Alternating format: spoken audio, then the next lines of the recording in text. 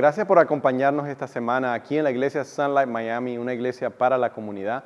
Gracias por unirse a nuestra misión de glorificar y exaltar el nombre de Jesús. Espero que esta palabra, que este sermón sea de bendición para su vida y le ayude más a conocer a Jesús, para así poderlo darlo a conocer y vivir una vida en sumisión a Él, como es nuestra visión. Y si esta sería su primera vez de escuchar de nosotros, espero que la palabra de Dios pueda abrirle su corazón, abrirle los ojos espirituales para que pueda depositar su fe y su confianza en Jesús. Ahora vamos a pasar a el tiempo del estudio de la palabra de Dios, el tiempo donde, como acabamos de decir, hemos tenido un tiempo para traer nuestras oraciones, nuestras peticiones, nuestras acciones de gracia al Señor. Hemos alabado su nombre, hemos exaltado el nombre de Jesús y como siempre, semana tras semana nos gusta recordar que este es el corazón de nuestro servicio porque nos sentamos a la expectativa de que Dios nos va a hablar a través de su palabra. ¿Cuántos creen que Dios nos habla a través de su palabra? Como acabamos de cantar y tener ese tiempo de adoración que solo por lo que Jesús, Dios el Hijo, ha hecho por nosotros, es que podemos entrar delante de su presencia, podemos proclamar, tenemos el privilegio de ahora llegar delante de su presencia, porque Él es nuestro sumo sacerdote.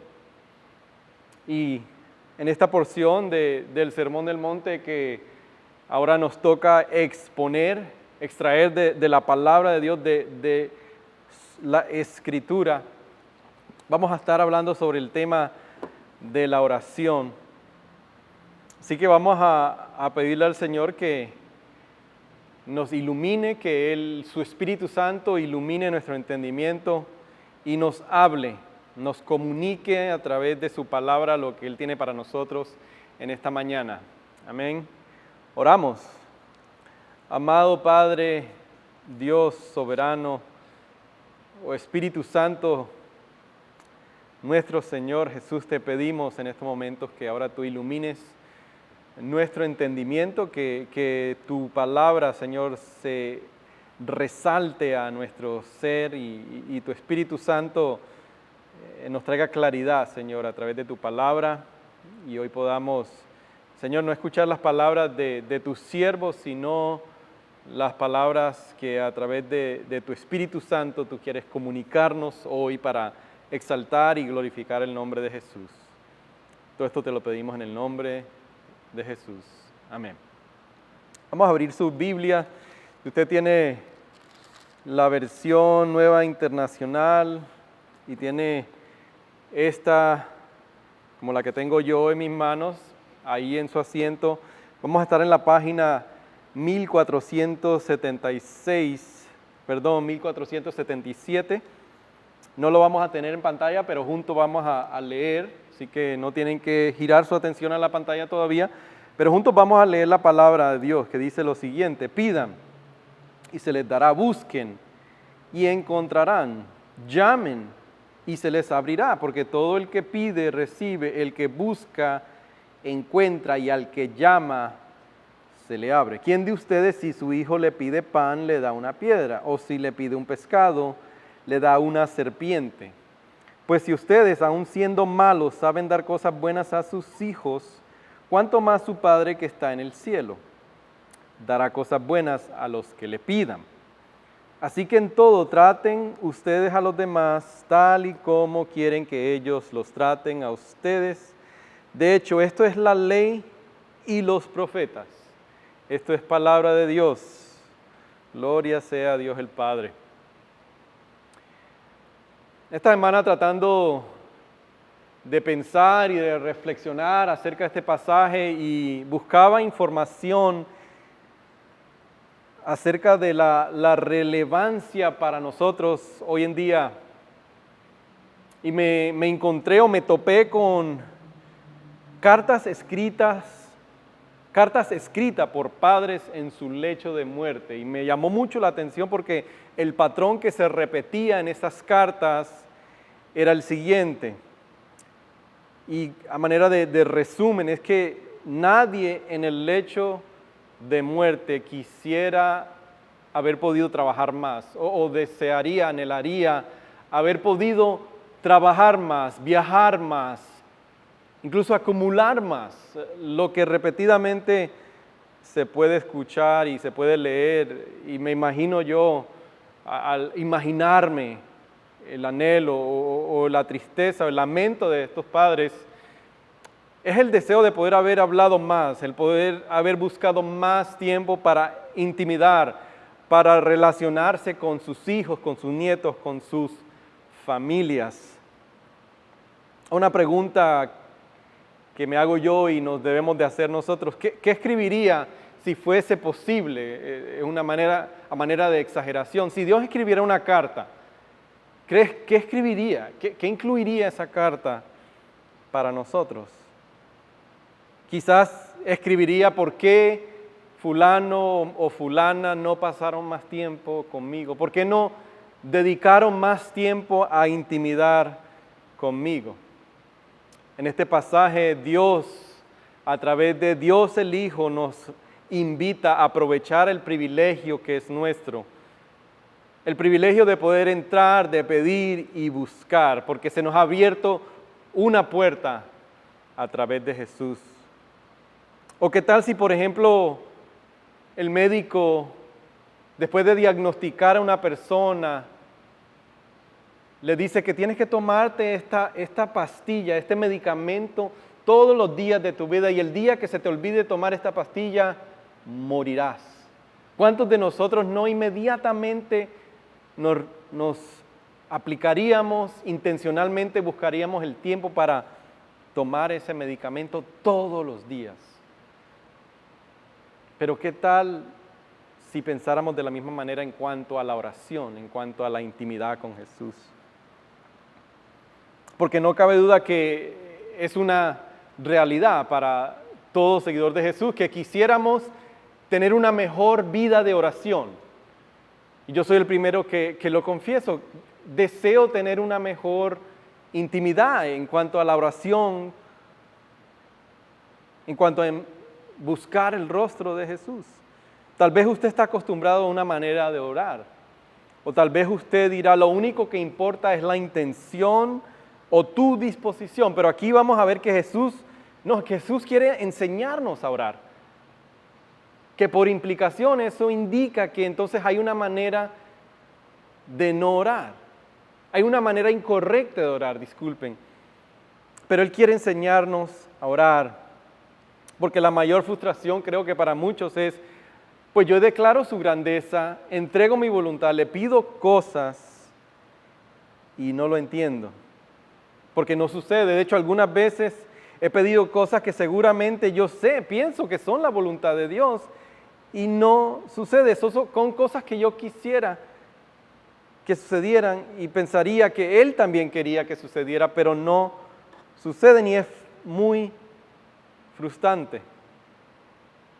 De hecho, esa es una de las razones por la cual algunas personas abandonan la oración o dejan de orar. Pero la gran noticia, la buena noticia es que Jesús se dirige a esa frustración que usted ha experimentado y que yo he experimentado. Y esta es la buena noticia, que si alguna vez has tenido esa frustración en la oración, Dios lo sabe. Porque quizás estés pensando, bueno, tiene que ser que hay algo malo conmigo, porque necesariamente o absolutamente no hay nada malo o incorrecto con Dios, pero en este pasaje vamos a ver que es una experiencia común y Jesús quiere decirnos qué debemos hacer al respecto. Y como idea principal hemos titulado este sermón, orar con persistencia, pero también como idea central es que debemos orar con persistencia. Es simplemente así, debemos orar con persistencia. Ahora, la pregunta es ¿por qué? ¿Verdad? Si ese principio es debemos orar con persistencia, la pregunta es ¿por qué? ¿Por qué debemos orar con persistencia? Y ahí sí pueden ver a su pantalla, es que podemos ver y vamos a desarrollar en este pasaje, es que la razón por la cual debemos orar con persistencia es porque la oración persistente mueve el corazón de Dios. La oración persistente honra a Dios. Y por último, la oración persistente nos muestra la generosidad del Padre. Así para que tengan un panorama hacia dónde nos vamos dirigiendo en esta mañana. Pero primero, la oración persistente mueve el corazón de Dios. En el versículo 7 nos dice, pidan y se les dará, busquen y encontrará, llamen y se les abrirá. 3 verbos imperativos en el presente activo. ¿Qué significa eso? Que en otras palabras pudiéramos traducirlo, sigan pidiendo, sigan buscando, sigan llamando. Es lo que nos dice el versículo 7. Y yo sé que usted como padre, como nieto, como tío, como tía, en algún momento ha experimentado a ese nieto, a ese sobrino, a ese hijo que viene constantemente a pedirle, de tal manera que llega el punto que usted se da por vencido y le dice, está bien, te voy a dar lo que me estás pidiendo porque eres tan persistente. Mira lo que nos dice, por ejemplo, el evangelista Lucas. Para aquellos que no saben quién es Lucas, Lucas es el autor inspirado por el Espíritu Santo que escribió el Evangelio de Lucas y también fue el autor que Dios utilizó para escribir hechos en la Biblia. Lucas fue un médico y fue un acompañante del apóstol Pablo en sus viajes misioneros. Pero también Lucas nos narra la oración del Padre Nuestro que tenemos en Mateo capítulo 6 que estudiamos algunas semanas atrás. Pero es interesante los detalles que él añade y que nos van a enriquecer esta exposición de su palabra. Sé que en algún día los discípulos tuvieron que ver al principio del ministerio de Jesús que Jesús tenía una vida de oración, de intimidad con el Padre, a la cual ellos anhelaban tener porque no lo habían visto en ningún otro líder espiritual, ningún otro líder religioso. Ellos veían la manera en que Jesús intimidaba, en que se iba a solas a estar con el Padre y llegó un momento que le dicen, Maestro, enséñanos a orar. Y lo interesante es que ellos no le piden a Jesús, enséñanos a hacer milagros, enséñanos a expulsar demonios. No estamos diciendo que no estaba en sus corazones o el deseo de incluso hacerlo y más adelante vemos que Dios los utilizó a través de su Espíritu para hacer tales cosas, pero en este instante no fue el deseo de ellos, al contrario, lo que le piden a Jesús es que les enseñe a orar. Ahí ustedes van a ver en su pantalla Lucas capítulo 11, de versículos del 1 al 8, pero vamos a leer simplemente o solamente del 5 en adelante. Lucas capítulo 11, del 5 en adelante. Terminando el resumen que les acabo de hacer, cuando también Lucas nos narra la oración del Padre Nuestro, y dice el versículo 5, como ven en su pantalla. Dice, supongamos, continuó, que uno de ustedes tiene un amigo y a medianoche va y le dice, amigo, préstame 3 panes, pues se me ha presentado un amigo recién llegado de viaje y no tengo nada para ofrecerle. Y el que está adentro le contesta, no me molestes, ya está cerrada la puerta y mis hijos y yo estamos acostados. No puedo levantarme a darte nada. Les digo que, aunque no se levante a darle pan por ser amigo suyo, sí se levantará por su impertinencia y le dará cuanto necesite. La oración persistente mueve el corazón de Dios. Pero no nos vamos a quedar solamente ahí. Vamos a ver lo que también nos dice en el capítulo 18, ese mismo Evangelio Lucas. Otra parábola, otra metáfora para exagerar este principio de la oración persistencia. En el versículo 1 del capítulo 18, ahí ustedes pueden ver el versículo en sus pantallas, dice lo siguiente. Jesús les contestó a sus discípulos una parábola para mostrarles que debían orar siempre. ¿Por qué? Sin desanimarse. No lo ven en su pantalla, pero ahí ven que el pasaje que es Lucas 18 del 1 al 8. Y continúa el pasaje diciéndonos, les dijo, había en cierto pueblo un juez que no tenía temor de Dios ni consideración de nadie. En el mismo pueblo había una viuda que insistía en pedirle. hágame usted justicia contra mi adversario. Durante algún tiempo él se negó, pero por fin concluyó: aunque no temo a Dios ni tengo consideración de nadie, como esta viuda no deja de molestarme, voy a tener que hacer justicia, no sea que con sus visitas me haga la vida imposible. Ahora Jesús continúa: tengan en cuenta lo que dijo el juez injusto. ¿Acaso Dios no hará justicia a sus escogidos que claman a Él día y noche? ¿Se tardará mucho en responderles? Les digo que sí les hará justicia y sin demora. No obstante, cuando venga el Hijo del Hombre, encontrará fe en la tierra. La oración persistente mueve el corazón de Dios. Pero no quiero que me malinterpreten. No estamos diciendo de que al yo orar con persistencia vamos a decirle o vamos a informarle a Dios algo que Él ya no sepa. No. Lo que estamos tratando de decir es que como creemos en un Dios soberano que está fuera del tiempo, del espacio, que es el creador del universo, que no tiene principio, que no tiene fin, pero que desde antes de la fundación del mundo, la creación de todo lo visible e invisible, ha decretado las cosas que se llevan a cabo y nos ha llamado a nosotros como medios, instrumentos para llevar a cabo esos propósitos, y nos invita a participar a la medida que buscamos, que pedimos. El Señor lleva a cabo sus propósitos.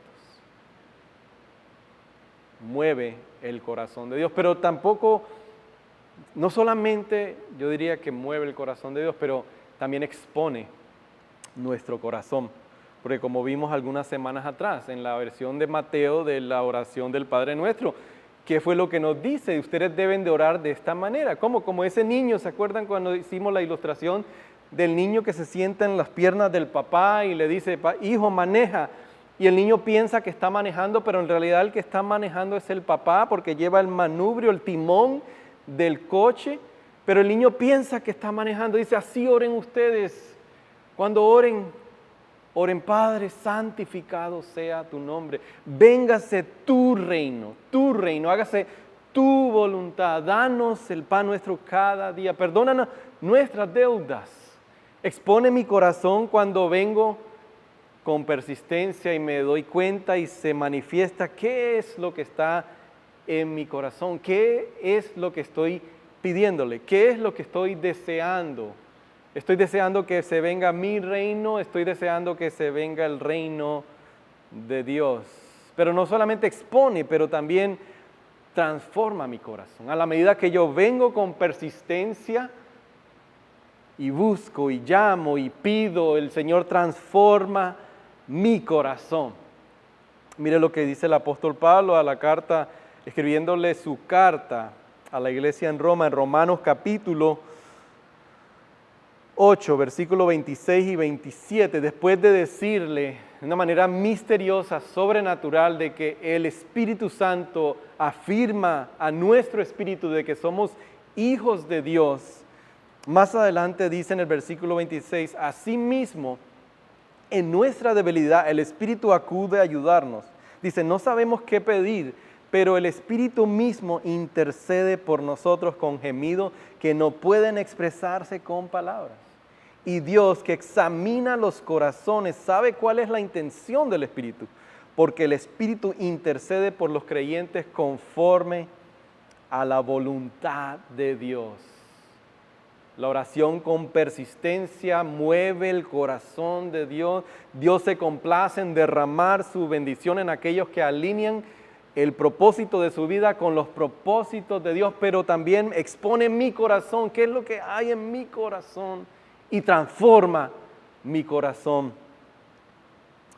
Los primeros 10 años del matrimonio de Lourdes y mi persona fueron los años más difíciles. Pero me acuerdo una noche cansado, agotado, estresado, orando yo porque Dios cambiara a Lourdes.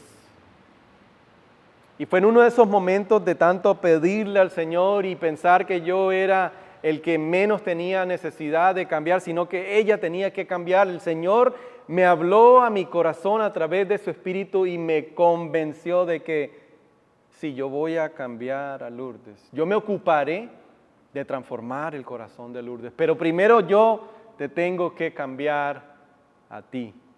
Yo primero tengo que remover de tu corazón, de tus deseos, de tus afectos, todo lo que me ha reemplazado a mí, que no te permite ver, que esa ceguera espiritual no te deja ver donde tú tienes que ser transformado por mi palabra. Quizás para ti no sea la relación con tu esposo, pero a la medida que tú vienes y pides y buscas, el Señor te está revelando en esta mañana, te está convenciendo de que quizás no sea tu nieto, quizás no sea tu sobrino, quizás no sea tu compañero de trabajo al que tú crees que es el problema, pero quizás que seas tú, quizás seas tú la persona que Dios está tratando de inclinar más y más hacia ti para que te des cuenta que te tiene que cambiar primero a ti, para que te des cuenta que el avivamiento primero comienza en tu casa, en tu corazón. Pero también podemos ver en este pasaje que no solamente mueve la oración persistente el corazón de Dios, pero que la oración persistente honra a Dios. El versículo 8 nos dice, porque todo el que pide, recibe.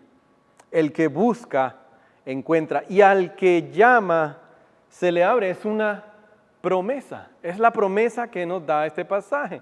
Porque la realidad es que, como vemos en esas dos metáforas del evangelista Lucas, que Dios nunca se cansa de mis peticiones. ¿Cuándo me contestará? No lo sé, pero de algo sí estamos seguros, que sí lo hará.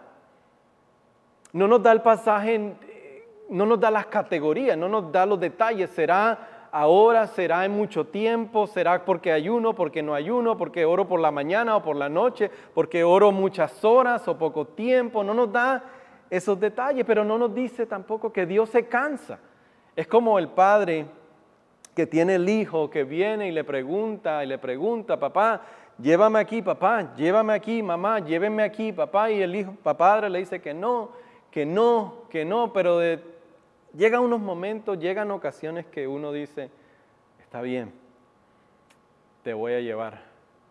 Y a veces uno lo hace porque ve la reacción del hijo, ve la reacción del nieto, del sobrino, que entiende, papá y mamá saben qué es lo que necesito. La pregunta es, ¿cómo entonces honramos a Dios?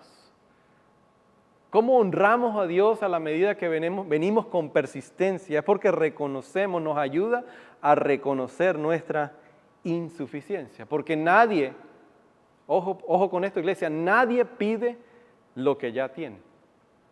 Entonces la oración con persistencia honra a Dios porque nos ayuda a entender y a reconocer nuestra insuficiencia, porque nadie pide lo que ya tiene. ¿Y qué es lo que nos ha enseñado este pasaje? Comenzando desde el capítulo 5, la primer bienaventuranza, dichosos los pobres en espíritu, aquellos que reconocen su insuficiencia. Nos enseña nuestra insuficiencia, pero también la oración que honra a Dios nos ayuda a vivir vidas de dependencia. Nos ayuda a reconocer que somos personas que somos dependientes, que no somos independientes. Al contrario, somos dependientes de nuestro Creador, de nuestro Redentor, de nuestro Consolador, que es el Espíritu Santo.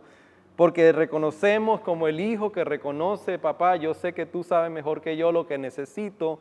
Reconocemos que no es mi voluntad, sino que es la tuya, papá. Que se haga tu voluntad, Abba. Era la quinta noche que el hijo llegaba. Por la gracia y la misericordia de Dios, llegaba a casa sin haber sido víctima o el causante de un accidente. Pero mamá y papá reconocían que ya habían hecho todo lo que estaba dentro de sus capacidades, ya habían hablado con las personas que pensaban que podían ayudar a su hijo y llegó el momento que dijeron, Ya no podemos más, Señor, te lo entregamos en tus manos, porque reconocemos que somos insuficientes y que dependemos de tu poder sobrenatural para que tú arranques, para que tú rescates a nuestro hijo de esa vida que lleva de esclavitud a ese mundo, a esa sustancia que piensa que ahí está encontrando la vida. Quizás para ti no sea ese hijo, quizás no sea ese nieto, quizás no sea ese sobrino, pero ¿dónde necesitas reconocer que necesitas vivir dependiendo, que ya tienes que rendir?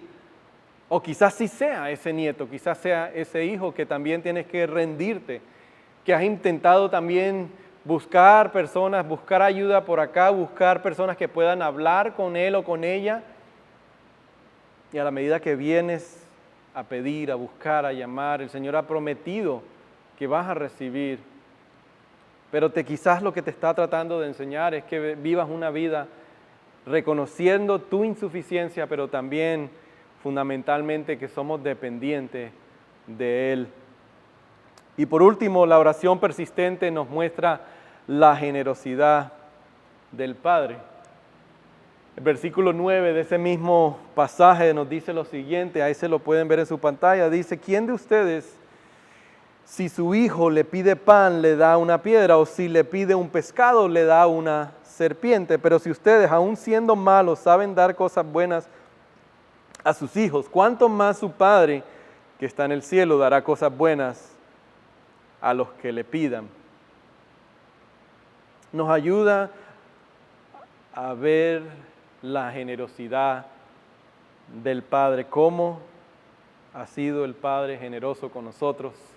A la medida que vengo y pido y busco, se manifiesta el Señor y se glorifica en su tiempo, porque me concede, me provee, y eso afirma mi fe, aumenta mi confianza, mi dependencia de Él, disminuye mi pensamientos de suficiencia, y veo la generosidad del Padre, que Él es un Padre bueno, que ahora, como vemos en el pasaje, que ya no es un juez, sino que viene a ser un Padre amoroso. Vemos la diferencia entre lo que se llama la gracia común, que es que tanto el sol como la lluvia salen y le caen a todos, injusto como justo, pero el amor específico que tiene Dios para con sus hijos es un amor inmerecido y gratuito, y nos ayuda a descifrar y a entender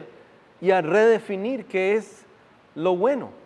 Porque el pasaje parece que fuera un poco confuso, ¿verdad? Es inmediatamente decir, bueno, si el Padre nunca le va a dar, si nosotros que somos malos, estamos destituidos de su gloria, no, somos capaces, tenemos la habilidad de no darle cosas malas a nuestros hijos, bueno, ¿cómo nuestro Padre generoso, nuestro Padre celestial, va a darle cosas malas a sus hijos? Pero nos ayuda a redefinir lo que es bueno, de acuerdo a nuestras categorías. Porque si usted se pone a pensar, bueno, en este pasaje dice que es cosas buenas que nos da, pero bueno, a veces yo pregunto, Señor, ¿cómo esto va a ser bueno? ¿Cómo va a ser bueno que yo constantemente estoy pidiendo por mi hija que está viviendo bajo la influencia del alcohol constantemente, o bajo las drogas, que está viviendo en un matrimonio donde le causan sufrimiento tanto a él o tanto a ella? ¿Cómo eso va a ser bueno, Señor? ¿Cómo eso va a ser bueno?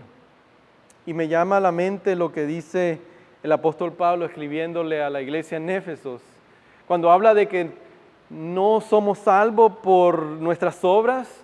Al contrario, es por gracia a través de la fe como un instrumento, y eso es un regalo de Dios que Él nos da, tanto la gracia y la fe es un regalo, pero dice que tenemos un propósito ahora de ser buenas obras, y somos una hechura, dice como somos un poema, dice en el lenguaje original, y siempre me viene a la mente ese artista, el artista que a veces ve en una estatua, antes de ser completada, ve algo hermoso.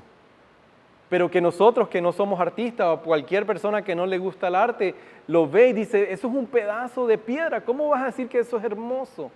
Pero él dice, cuando yo empiece a trabajar con el cincel y empiece a quitar lo impuro, a quitar lo que no pertenece, pero cuando yo termino con esa obra, termino con una obra hermosa, perfecta.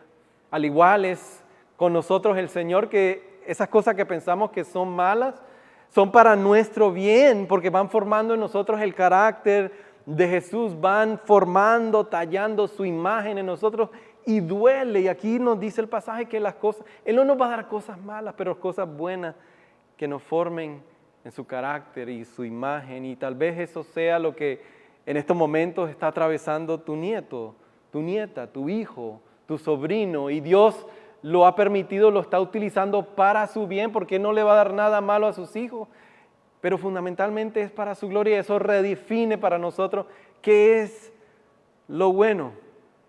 Y este pasaje lo que podemos ver específicamente la bondad del Padre, es porque si usted lee el versículo 12, como lo leo yo, y pregunto, bueno, así que en todo traten ustedes a los demás tal y como quieren que ellos los traten. Dice, de hecho, esto es la ley y los profetas, o como lo dice la nueva versión, nueva traducción viviente, así que en todo traten. Esa es la esencia de todo lo que se enseña en la ley y los profetas. Y yo pienso, Padre amado, hay muchas veces que no he tratado a las personas como quisieran que me traten a mí. O como vimos en el capítulo 5, la misma frase que nos dice en el versículo 17, no piensen que he venido a anular la ley y los profetas. No he venido a anularlos, sino a darles cumplimiento. Entonces, a pesar de que nosotros no hemos cumplido con la ley y los profetas, que se resumen la ley moral en amar a Dios y amar a tu prójimo, pero dice que así, el versículo 12, así que en todo, así como el Señor, el Padre ha sido generoso con nosotros, que sabiendo que no somos capaces de cumplir su ley como exige la ley moral de Dios. Ahí es como entendemos aquí en la iglesia Sunlight, pecado, salvación y servicio. ¿Cuál es el problema? El problema es que nosotros no hemos amado a nuestro prójimo como debemos amarlo. No hemos amado a Dios con toda nuestra fuerza, con toda nuestra alma, con todo nuestro ser. Ese es el problema.